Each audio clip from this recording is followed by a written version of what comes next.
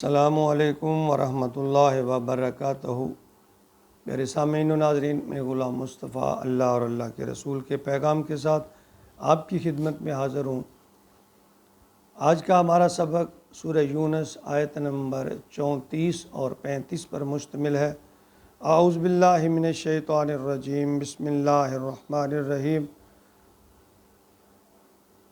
قل هل من شرکائکم من یبدأ الخلق ثم یعیدہ قل اللہ یبدأ الخلق ثم یعیدہ فأنی تؤفکون قل هل من شرکائکم من یہدی الی الحق قل اللہ یہدی للحق افمن یہدی الی الحق احق ان یتبع امن لا یہدی الا ان یہدی فما لکم کیف تحکمون۔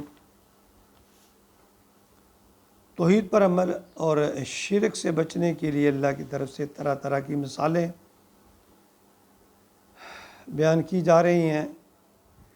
اگر پھر بھی انسان نہ سمجھے تو اس کی اپنی بدقسمتی ہے۔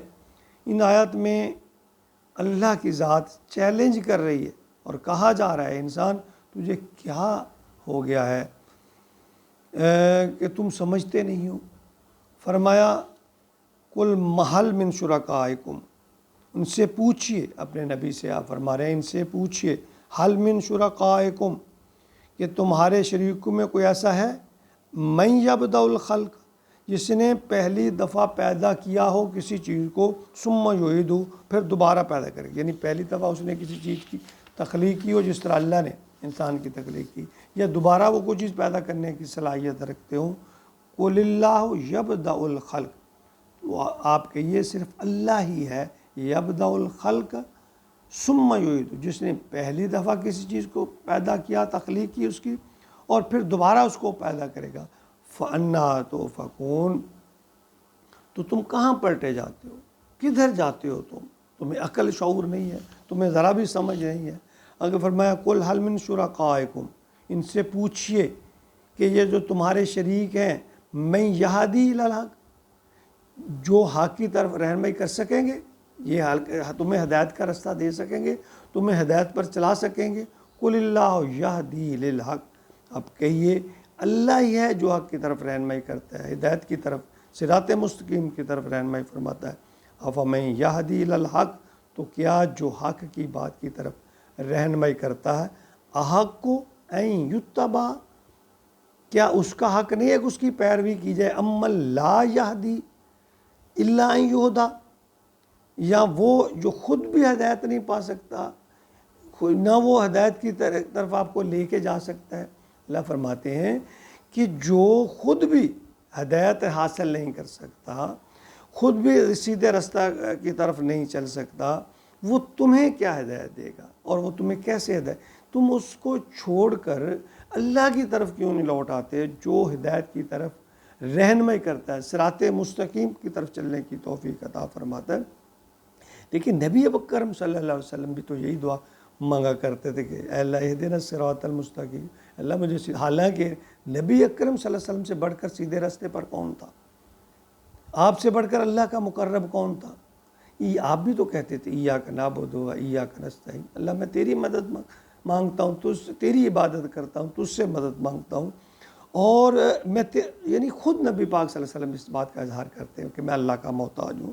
فما لکم کیف تحکمون، تو تمہیں کیا ہو گیا ہے، تم کیسے فیصلے کرتے ہو، یعنی تمہیں عقل و شعور نہیں ہے۔ دیکھیں یہ جو باتیں ہیں نا بڑی آسان فہم ہے، بڑی کلیئر ہے۔ ان آیات میں جب پھر بھی اللہ انسان کو ان کی سمجھ نہیں آتی، خالق اور مخلوق کو یعنی ایک کر دیتا ہے، دلیل اور برہان کو چھوڑ کر ہٹ درمی اور مغالطوں میں پھنسا ہوا ہے، وہم و گمان اور اٹکل کے بھنور جو ہے پھنسا ہوا ہے۔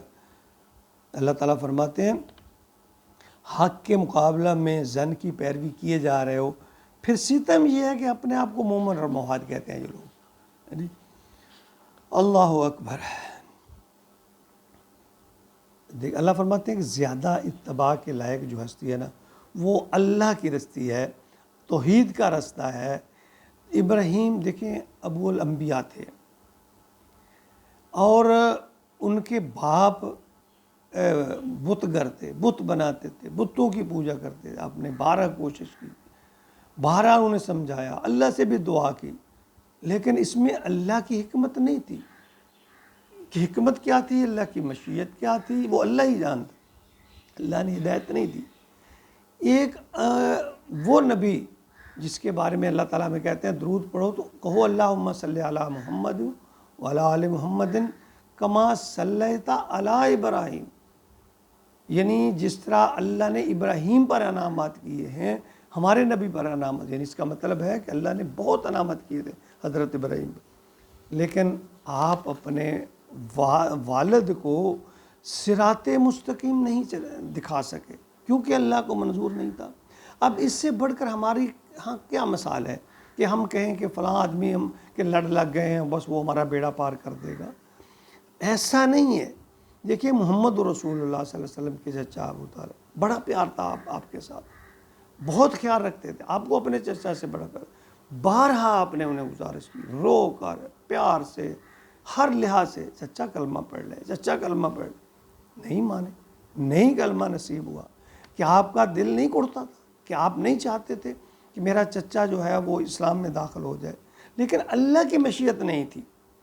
تو یہ سب باتیں حضرت نوح علیہ السلام کا واقعہ دیکھ لیں. بیٹا ہے، بیٹا حقیقت میں دیکھا جائے کہ بیٹے جو ہیں وہ ماں باپ سے بھی بعض اوقات ویسے تو فطری طور پر یہ نہیں ہونا چاہیے، ماں باپ کا ادب احترام اور محبت زیادہ ہونی چاہیے، لیکن آپ نے دیکھا ہے کہ بیٹے کی محبت بعض اوقات والدین سے بھی آگے نکل جاتی.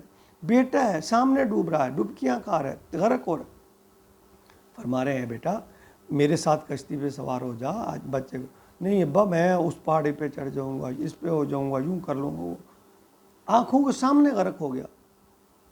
اور کتنا صدمہ ہوا ہوگا نوح علیہ السلام کو.